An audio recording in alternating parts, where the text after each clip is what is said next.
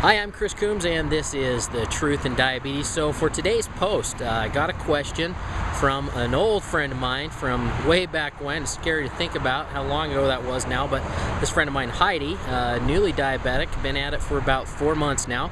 She asked me what to do in the event of a family event, dinner, something along those lines. How do you handle the situation and not hurt somebody's feelings? Well, that's a pretty tough one. Share a little story with you, Heidi, and the rest of you out there following this blog. So I remember very well the first morning I woke up after learning that I was diabetic. So I remember that was like one of the longest nights of my entire life, where I just kept thinking, I'm gonna wake up, this thing's gonna be over, and it'll all be a dream. Well, I woke up that next morning and it wasn't a dream, it was real.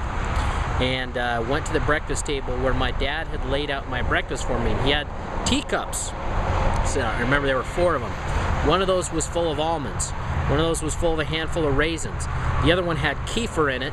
And the 4th one, I believe it was full of peppermint tea. And I immediately said, I can't eat this.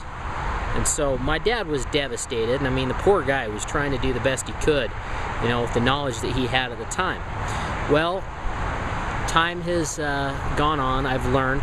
Like to think I'm not the snotty 16-year-old kid that I was back then, but still, that is a really tough one and a challenging one, even to this day. Sometimes you're going to be in situations where people really don't know how to cater to what it is that you need. And so, Heidi, the best way I can suggest that you handle that one is to plan ahead and make sure you prepare things that you can have and that are okay. One of my best outings was 4th of July, not this year, but year previous. My wife and I were doing Marcy Locke's 90-day program. We said, okay, so we're going to be at the park. There's going to be food that we want to eat, but we shouldn't eat based on the fact that we're wanting to shed some weight. What can we do? So what do? We went ahead and we got some rotisserie chicken that we could eat. We made sure we had plenty of vegetables.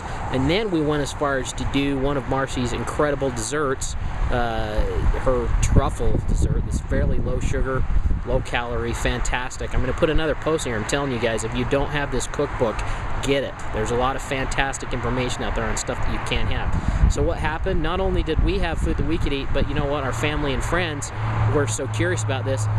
More people ate our food and our desserts than the other crap food that was there that supposedly everybody wanted to eat or wanted to enjoy. So that's the thing. I'd even encourage you to invite people over. Have people over, show them, because you know you will find that why do people do that? Why do they have these family meals? Well, it's to get together and enjoy the experience as family. It's not really to exclude or hurt anyone or anything along those lines, but they do that as a gesture of wanting to be with you and wanting to take care of you, and that their understanding of that is this means, well, I'm going to make the cookies, the pies, the cakes, and all that stuff. You know, and I mean, the reality of it is, guys, we all know you can eat that stuff, but there's a consequence. So I have found, Heidi, one of the best things I can do is to just plan ahead and not be afraid of taking my food with me. The other thing to caution about is be very careful when you say to someone, well, I can't eat that, because and I've been corrected on this a time or two, it can come off as condescending or judgmental when you tell someone that. You know what? The best way it is just handle it. Say, you know what? I'm really working on taking care of my body and my diabetes, and one thing that I do is I try and eat a diet that's rich in lean proteins, lots of fruit, vegetables, things along those lines. I try and avoid XYZ, and educate your family and your friends, because you'll find they do. They want to support you. They want to take care of you, and if you can teach them how that's done and educate, that's usually the best way you can do it without hurting somebody's feelings. Sometimes somebody might get hurt, and it just happens.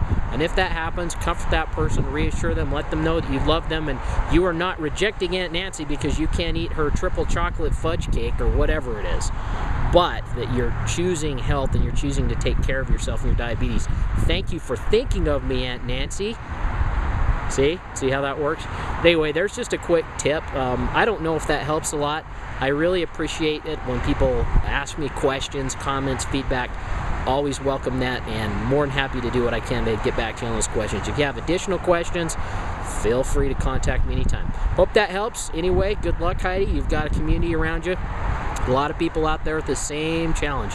Here to support you in taking on your life and kicking your diabetes butt back to the curb.